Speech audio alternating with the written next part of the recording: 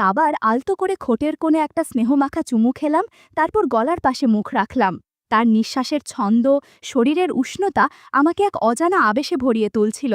আমার ভিতরেও যেন এক অজানা আলোড়ন শুরু হয়েছিল। আমার যখন ১১ বছর বয়স, তখন কাকাতো বোন তুলি জন্মায়। কাকা তখন সৌদিতে থাকতেন, আর আমরা দাদা দাদির বাড়িতে একসাথে থাকতাম। দাদার ছিল ২ ছেলে আর ১ মেয়ে। কাকার প্রবাস জীবন ছিল দীর্ঘ, প্রায় ১৬ বছর। দেশে ফিরতেন ২ বছর পরপর। দাদা দাদি দুজনেই ছিলেন হৃদরোগী, তাই কাকিকে দিন-রাত ব্যস্ত থাকতে হতো ওদের দেখাশোনায়। তবু কাকি আমার দিক থেকে কখনো নজর সরাতেন না। আমি কোথায় যাচ্ছি, কি করছি, খাচ্ছি কিনা, সবকিছুতেই তার চোখ থাকত। কিন্তু এই তীক্ষ্ণ নজরদারিতে এক ধরনের ছেদ পড়ে তুলির জন্মের পর। কাকি তখন সময়ের বেশিটাই কাটাতেন তুলির যত্নে, আর সেই ছোট্ট শিশুর দেখভালের অনেকটা দায়িত্ব এসে পড়ে আমার ওপর, বিশেষ করে যখন কাকি দাদা দাদির ঘরে থাকতেন। তুলির কান্না থামানো, তাকে হাতের খেলনা এগিয়ে দেওয়া, চোখে মুখে বাতাস করা, সব করতাম, কিন্তু মাঝে মধ্যে হাঁপিয়ে যেতাম। ইচ্ছে করেই কখনো তাকে একটু কাঁদিয়ে দিতাম, যাতে কাকি এসে আমাকে উদ্ধার করেন। কাকি যখন এসে তুলিকে কোলে নিতেন, তখন তার চেহারায় একরকম মাতৃত্বমাখা প্রশান্তি থাকত।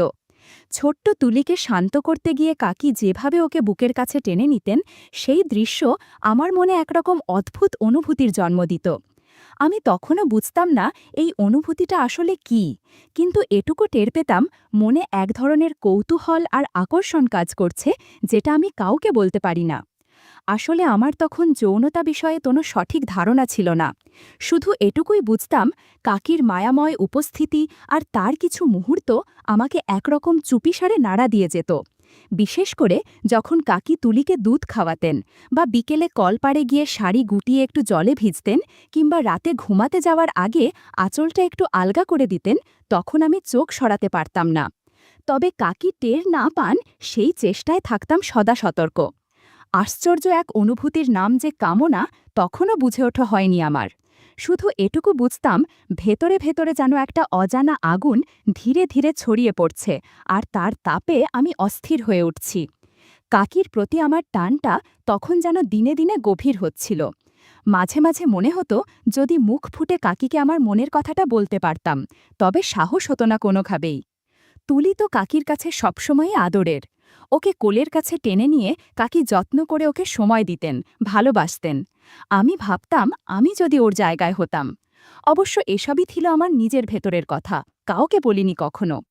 আমার বন্ধুরা তখন নিজেদের ছোটখাটো অভিজ্ঞতা নিয়ে নানা কথা বলতো। কেউ কেউ নতুন কিছু আবিষ্কার করছে, কেউ মজার গল্প শোনাচ্ছে। আমি সেই সব শুনেও চুপ করে থাকতাম। তাদের কথাগুলো শুনতে শুনতে আমার মনে বারবার ভেসে উঠত কাকির মুখ, আর তার আশপাশে জমে থাকা কত না বলা মুহূর্ত। এভাবেই একদিন হঠাৎ করে বৃষ্টিতে ভিজে জ্বরে পড়লাম। শরীর এতটাই খারাপ হয়ে গিয়েছিল যে ২ দিন বিছানা থেকেই উঠতে পারিনি। আর কাকি তো তখন একেবারে ছায়ার মতো আমার পাশে লেগে থাকলেন। কখন খাইয়ে দিলেন, কখন ঠান্ডা পানি দিয়ে কপালে চাপ দিলেন, সব কিছুই করলেন নিঃশব্দে, ভালোবাসার ছোঁয়ায়। দ্বিতীয় রাতটা ছিল একটু অন্যরকম। জ্বর অনেকটাই কমে গিয়েছিল, আর আমি কিছুটা হালকা অনুভব করছিলাম। ঘুম আসছিল না। পাশ ফিরে শুয়ে যখন আমি কাকির দিকে তাকালাম, তখন এক অদ্ভুত অনুভূতিতে মনটা কেমন যেন হালকা কাঁপছিল। কাকি হয়তো তখনও তুলিকে খাইয়ে ঘুমিয়েছিলেন, তাই ক্লান্ত মুখে একপাশে ঘুমিয়েছিলেন। আমি চুপচাপ তাকিয়েছিলাম তার দিকে। স্নেহ, শান্তি আর একরকম মাতৃত্বমাখা কোমলতা যেন ভেসে আসছিল তার দেহভঙ্গি থেকে। হঠাৎ কাকির ঘুম ভাঙল। চোখ মেলেই আমার দিকে তাকিয়ে বললেন, কিরে অভি, ঘুমাসনি এখনো? আমি আস্তে বললাম, না কাকি, ঘুম আসছে না। তিনি আমার কপালে হাত রাখলেন, তারপর একটু চিন্তিত কণ্ঠে বললেন, উফ, যা ভয় পাইয়েছিলি, এখন একটু ভালো লাগছে তো? এত দুর্বল, একটু ধাক্কা খেলেই কাবু হয়ে যাস। তোর আসলে মেয়ে হয়ে জন্মানো উচিত ছিল। আমি হেসে ফেললাম।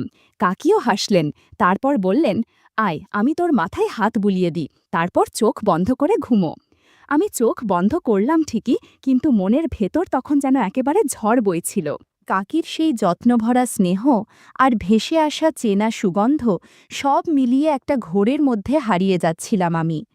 ঘরের মৃদু আলোয় আমি শুধু টের পাচ্ছিলাম, এই মায়ামাখা উপস্থিতি আমার মনে কি অদ্ভুত দোলা দিয়ে যাচ্ছে। বেশ কিছুক্ষণ নিস্তব্ধ থাকার পর হঠাৎ কাকির গলা শুনলাম, হালকা গম্ভীর কিন্তু পরিচিত কোমল স্বরে। কিরে অভি, এখনো ঘুমাসনি? আমি চমকে তাকালাম, দেখি কাকি আমার দিকেই তাকিয়ে, চোখে একরকম প্রশ্ন, আবার একরকম মায়াও। আমি আস্তে বললাম, ঘুম আসছে না কাকি?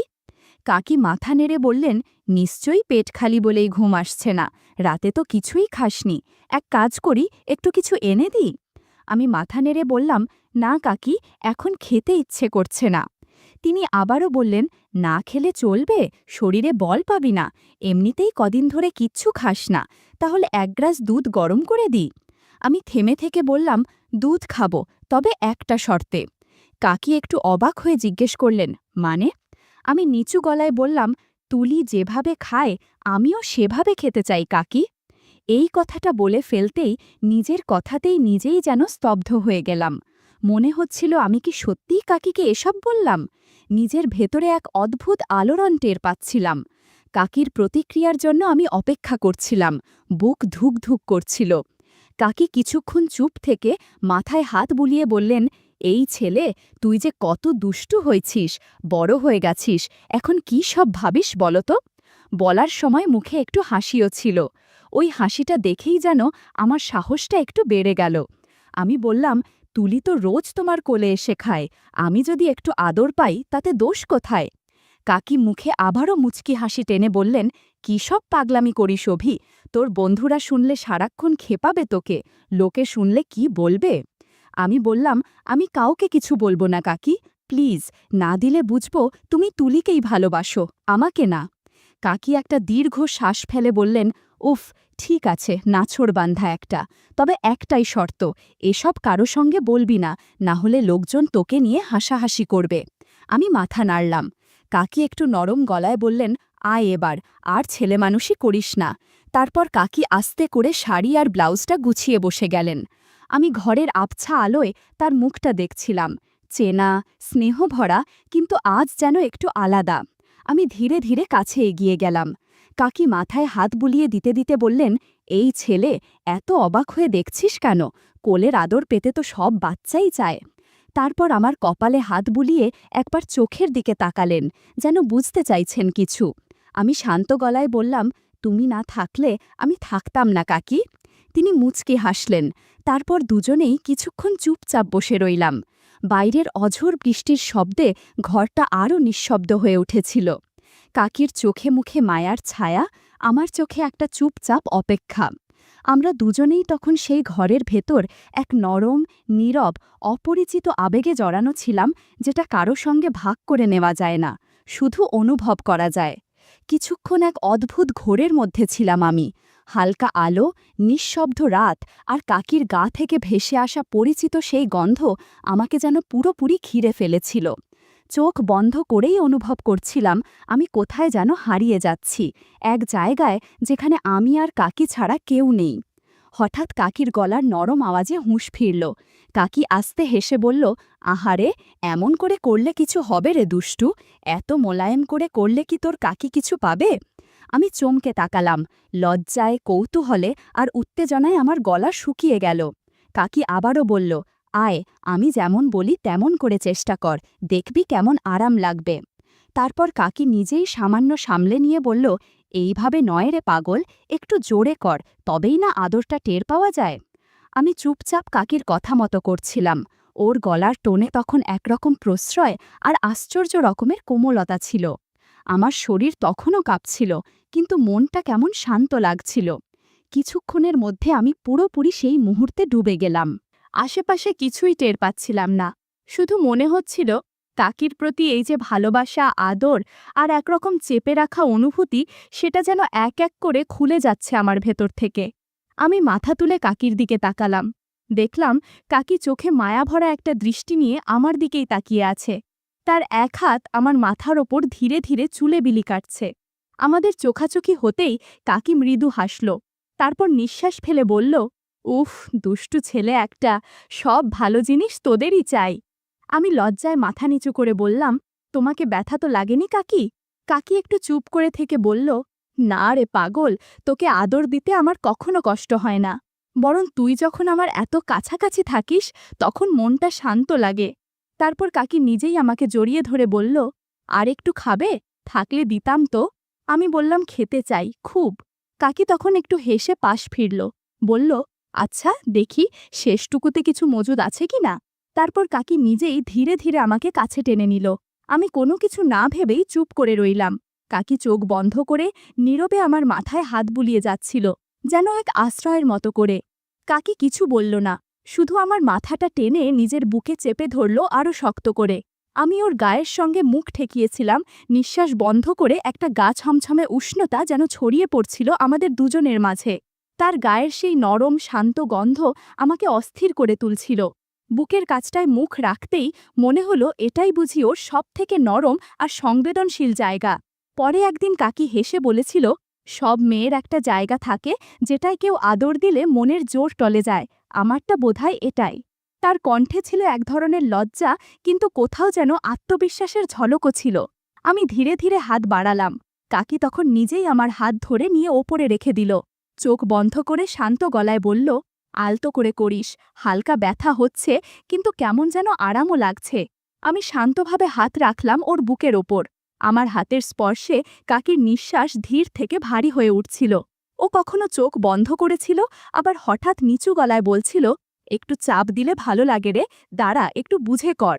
আমি থেমে না থেকে ওর শরীরের প্রতিক্রিয়া বুঝতে চেষ্টা করছিলাম। তারপর একটু উঠে বসে ওর মুখের দিকে তাকালাম। সে তখন একরাশ হাসি নিয়ে বলল, একটু ওপর আয়, তোকে একটু জোরে জড়িয়ে ধরতে চাই। তার নিঃশ্বাস তখন কাঁপছিল, মুখে কিছু বলার চেষ্টা করেও থেমে যাচ্ছিল বারবার। আমি বুঝতে পারছিলাম এই মুহূর্তে আমাদের মধ্যে কোনো সম্পর্কের লজ্জা নেই, নেই সমাজের বাধাধরা নিয়ম। শুধু ছিল এক অদ্ভুত নরম টান, শরীরের ভাষায় লেখা এক গভীর অনুভব। আমি আমার ভিতরের সব দ্বিধা সরিয়ে কাকিকে খুব যত্ন করে জড়িয়ে ধরেছিলাম। কাকিও নড়ল মা, বরং চোখ বন্ধ করে পড়ে রইল শান্তভাবে। মাঝে মাঝে কেঁপে উঠছিল, ঠোঁট কাঁপছিল, আর নিঃশ্বাসে যেন বলছিল, থামিস না অভি। কাকির ইশারাতেই আমি একটু এগিয়ে গেলাম, আর তার ঠোঁটের পাশে একটুখানি স্নেহভরা স্পর্শ রেখে দিলাম। কাকি আমার মুখের দিকে তাকিয়ে মৃদু স্বরে বলল, আরও কাছে আয়, আর একটু। আমি তাকে আলতো করে জড়িয়ে ধরলাম। তার শাড়ির কোমল গন্ধ আর দেহের তাপ আমাকে এক অদ্ভুত অনুভবে আচ্ছন্ন করে তুলছিল। বুঝতে পারছিলাম নিজের ভেতর একরকম দোলাচল চলছে, যেটা আগে কখনো হয়নি। কাকির শরীর ঘেঁষে দাঁড়িয়ে যেন একটা চুপিসারে ডাকা খুঁজে পাচ্ছিলাম। ওই মুহূর্তে কাকি পুরোপুরি নিস্তব্ধ, চোখ বন্ধ করে দুহাত পাশে ছড়িয়ে দিয়ে যেন নিজেকে এক শান্ত জলে ভাসিয়ে দিয়েছেন। আমি আবার আলতো করে ঠোঁটের কোণে একটা স্নেহমাখা চুমু খেলাম, তারপর গলার পাশে মুখ রাখলাম। তার নিঃশ্বাসের ছন্দ, শরীরের উষ্ণতা আমাকে এক অজানা আবেশে ভরিয়ে তুলছিল। আমার ভিতরেও যেন এক অজানা আলোড়ন শুরু হয়েছিল। শরীরে অনুভব হচ্ছিল সেই পরিবর্তনের ইঙ্গিত, যেটা গোপন রাখা মুশকিল। তবে আমরা সীমা পেরিয়ে যাইনি, শুধু জামাকাপড়ের ছায়ার মাঝেই থেকে গিয়েছিলাম। অনুভব করছিলাম এক অদৃশ্য টান। কাকির শরীর মাঝে মধ্যে হালকা কেঁপে উঠছিল, কিন্তু তবু নীরব। মনে হচ্ছিল আমি যেন এক নতুন আবেগের দরজায় দাঁড়িয়ে। সেই রাতে আমাদের মধ্যে কোনো কিছু ঘটেনি, অন্তত বাইরে থেকে যা বোঝা যায় সেই অর্থে কিছু না। কিন্তু যেটুকু হয়েছিল সেটা অনেক গভীর। কাকি যেন শুধু আপন করে নেয়নি, তার বিশ্বাসটুকুও আমার হাতে তুলে দিয়েছিলেন। কিভাবে নিঃশব্দ ভালোবাসায় ডুব দিতে হয় সে শিক্ষা সেদিন কাকির কাছ থেকেই পেয়েছিলাম। সেই রাতটা আমার মনে গেঁথে আছে আজও। কোনো কথা হয়নি, কোনো চড়া অভিব্যক্তি নয়, কিন্তু শরীরের ভেতর জমে থাকা সমস্ত না বলা কথা যেন অনুভবে ছড়িয়ে গিয়েছিল। সেই রাত থেকেই আমাদের মাঝে গড়ে উঠেছিল এক নতুন সম্পর্ক, নির্বাক, অনুভবময়, অদৃশ্য অথচ অমোঘ।